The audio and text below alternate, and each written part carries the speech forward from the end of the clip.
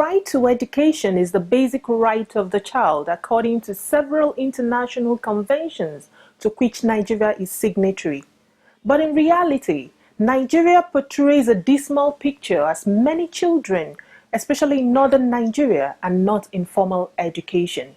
This is often a question of circumstance and access, but more recently and increasingly, it is down to the fear or threat of violence. Therefore, many parents have had to consider the harsh decision of either giving a child an education or keeping them safe. Today on Dateline Nigeria, we will take a look at all those factors that hinder children access to quality education in Nigeria and how they can be overcome. My name is Okamechi Somto, and this is Dateline Nigeria.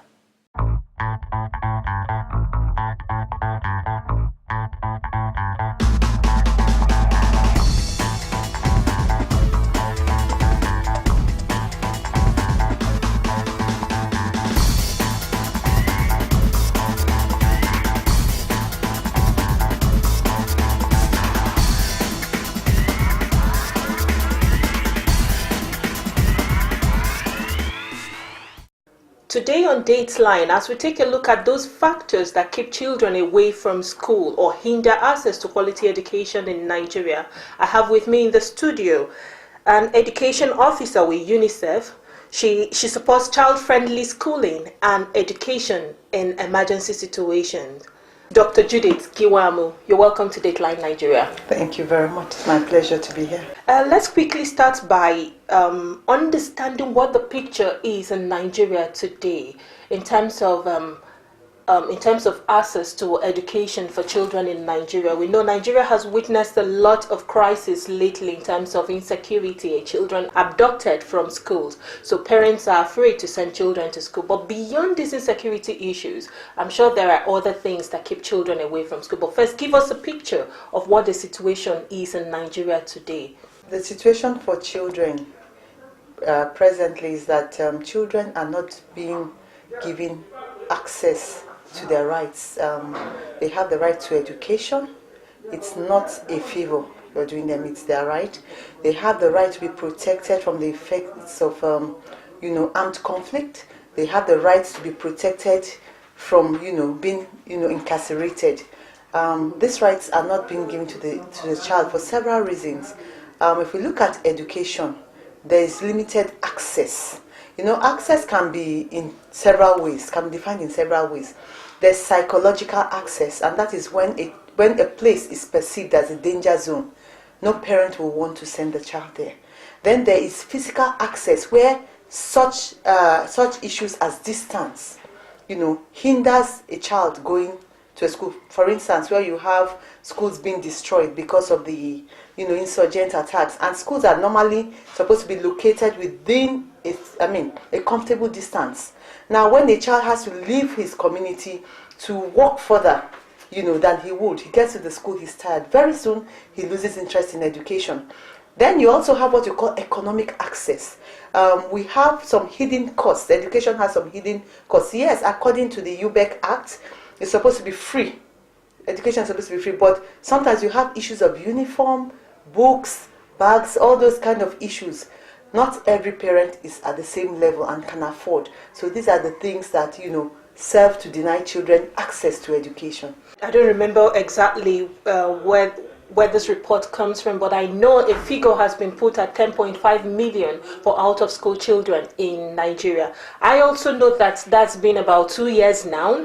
And then out of this 10.5 million people, about 60% are said to be female or girl children. Also, I know Nigeria is signatory to several conventions that is supposed to bridge the gap between the gender imbalance in access to education.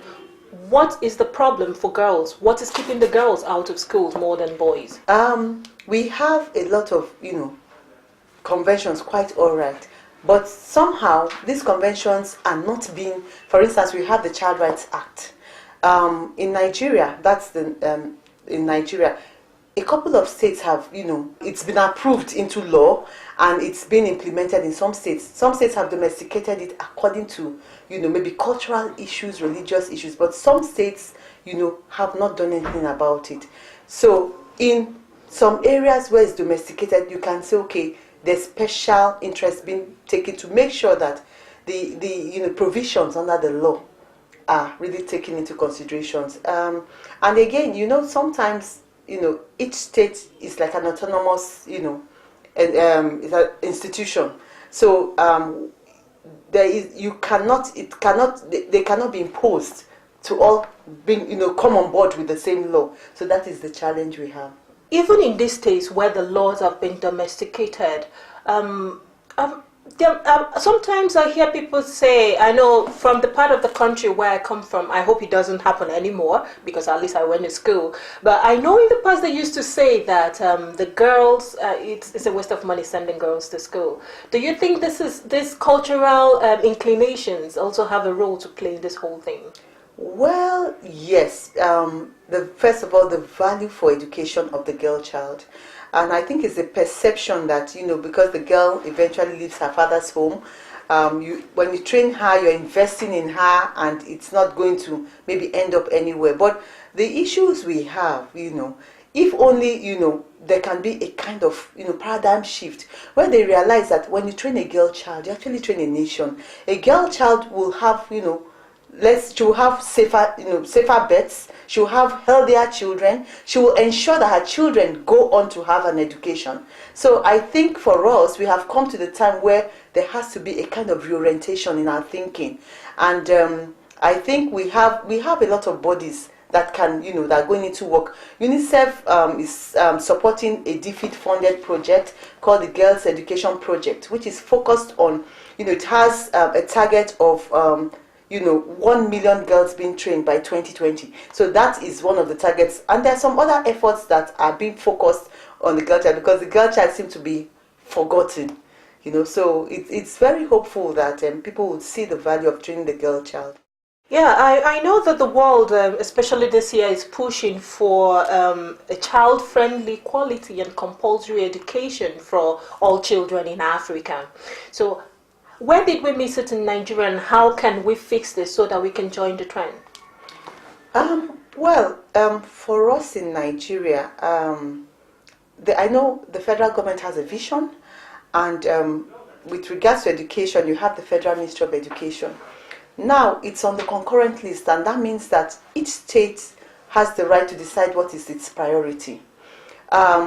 With issues that act as bottleneck, like you have issues of distance, you have issues of funding, you have issues of insecurity. I believe that targeted efforts to address these issues will take us back on track. Yes, we appear to have missed it, but I think it's not far beyond our reach. It is accessible, we can make it. It just requires a determined effort of the powers that be, the authorities, education authority, education planners, even the federal government, to get us back on track. And more so, like I mentioned, issues of this insecurity. It is very, very important, more than ever before, that the children, for instance, in the Borno State, were aware that since March, schools have been closed. So it's very, very important that these children, hopefully when they resume, they can be helped by extra classes to get back on track, so that they'll be at par with their counterparts in the other parts of Nigeria, because it will be very, very, very uncomfortable for them to see that their mates are well ahead of them. Okay, now let's take a look at this word, child-friendly. What do we mean when we say we want child-friendly school environments? When we talk of child-friendly school environment, we are talking of an environment that is conducive for the development of a child. It's an environment that a child will thrive in. It's an environment where the child feels very secure. It's an environment where there's enough space. We have what you call teacher-pupil ratio, whereby we have one teacher is supposed to take care of maybe 45 children. Sometimes you have as much as 100 children in the classroom. We are talking of, when we say child-friendly, we take into consideration the special needs, children with special needs. A child on a wheelchair needs, a school with, a school building with ramps, with support, so that the child does not feel intimidated in any way or feel marginalized. We're talking of an environment where there are sufficient toilets, water facilities, where the school health facilities are adequate.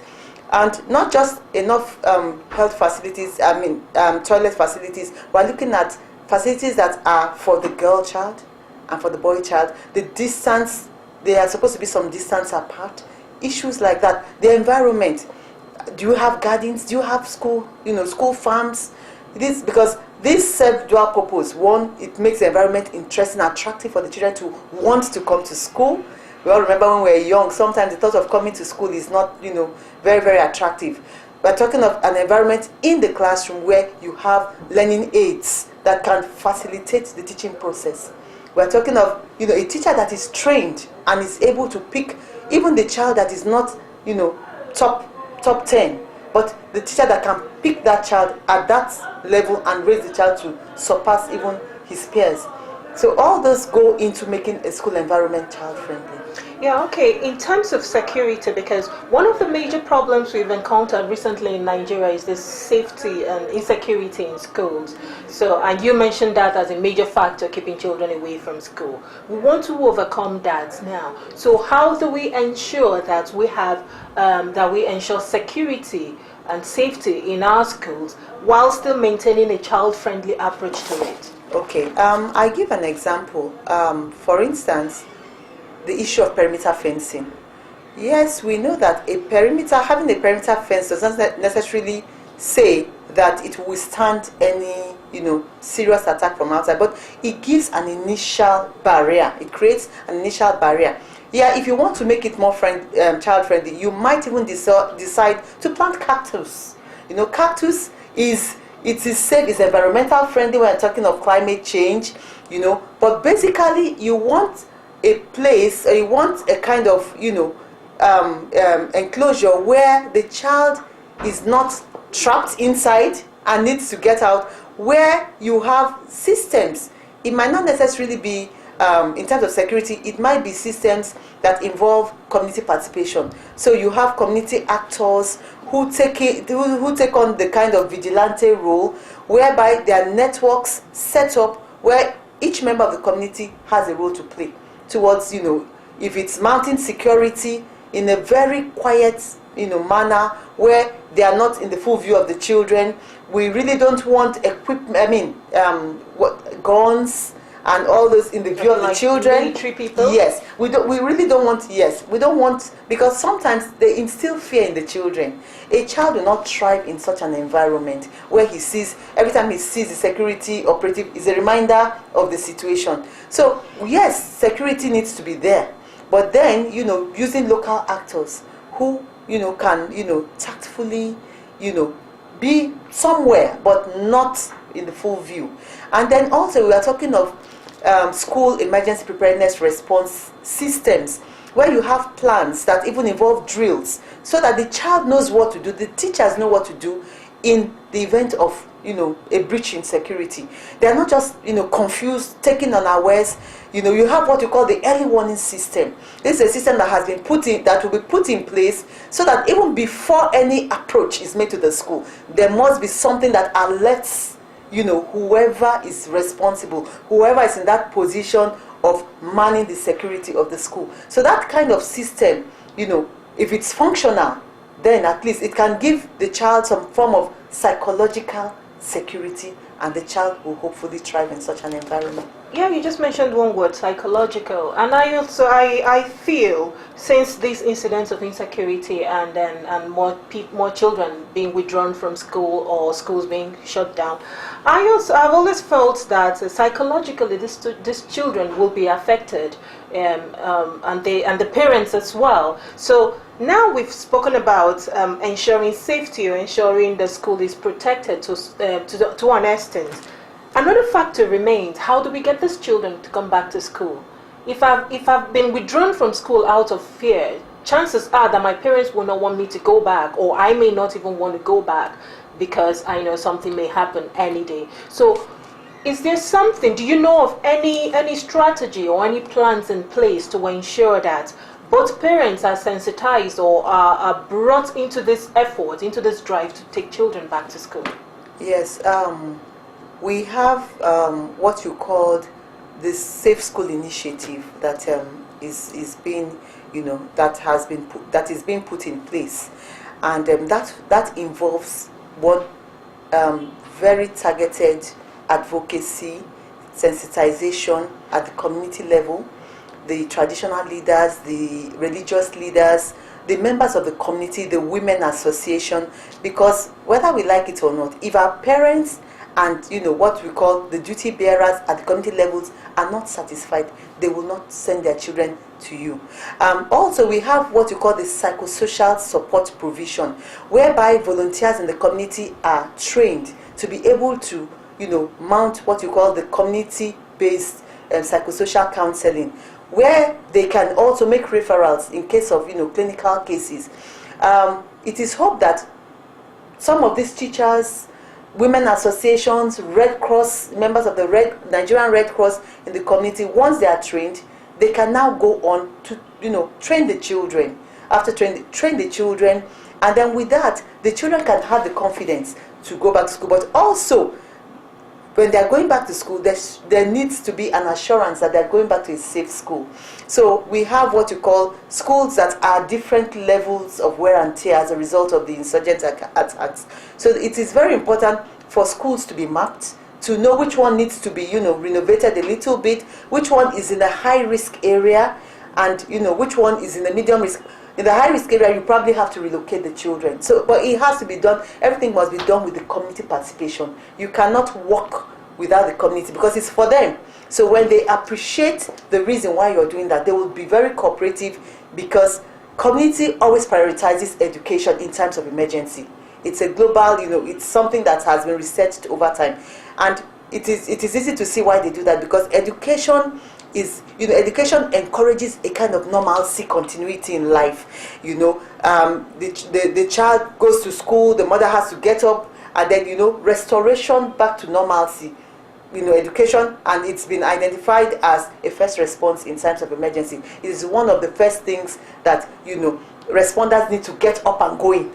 And also, I wanted to mention, when you have those structures in place, you have what you call the Back to School campaign, whereby it's a campaign that is mounted to encourage children to go back to school. It's very, very, it's a big deal. It's made quite elaborate. So children now go back to school, but even within the period they are away from school, it is very important to have in place what you call things like learning by play strategies, whereby informally some form of education by play, so that they don't totally lose interest, because we know that the long period they have been away from school, they stand the danger of totally going off education, and we won't want that because of the importance of education in the development of the nation. Yes. Yeah. Oh yes, yeah. And then we can never stress it enough that it's a basic right of the child.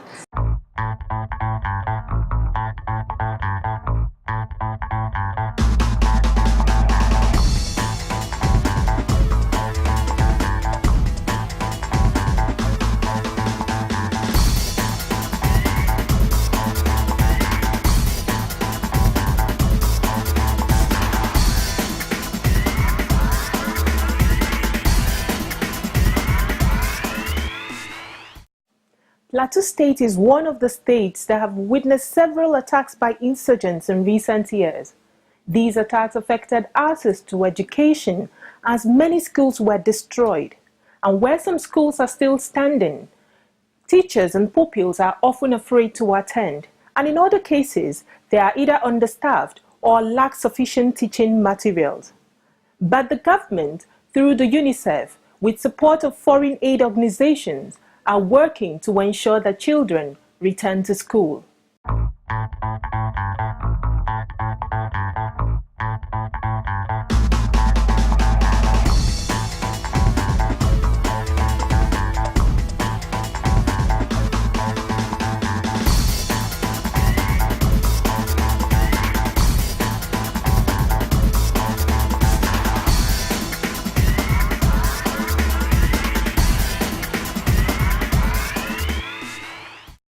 This intervention is done where schools are destroyed and children are displaced as a result of conflict.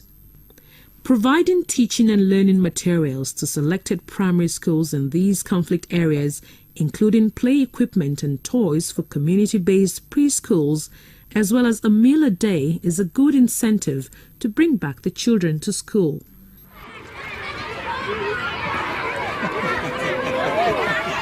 In recent years, several violent crises have been recorded in Plateau State, resulting in vandalism and destruction of public and private infrastructural facilities.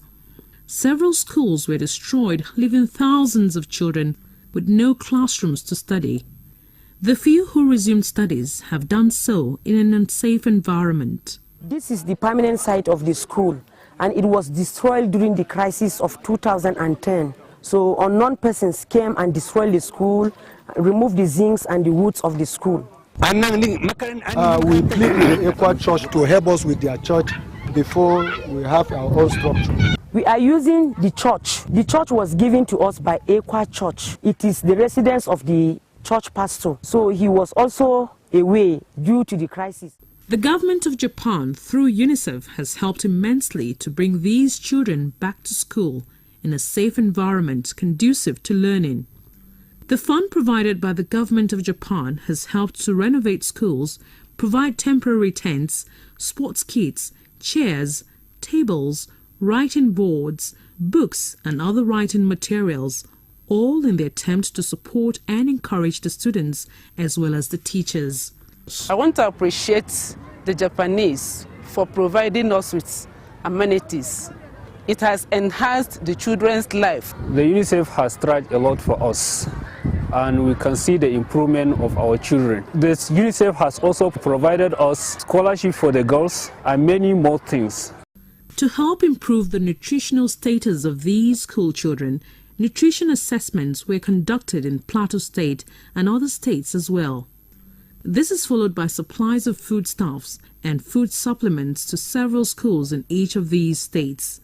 Really, the issue of feeding has greatly impacted very well on the children of the school. I think it's something that is worthwhile, and I want to appreciate the UNICEF through the Japanese government for the efforts which they have done concerning school feeding. You know, there was crisis within this area. The school enrollment dropped. Sometimes we could not have even 100. When the program started, we had 321 pupils. But as of today, I think we have about 500 plus. My name is Emmanuel. My name is Fatima. My name is Alexera. My name is Polkap. My name is Memuna Haruna. So with that, we come to the end of this week's package of Dateline Nigeria.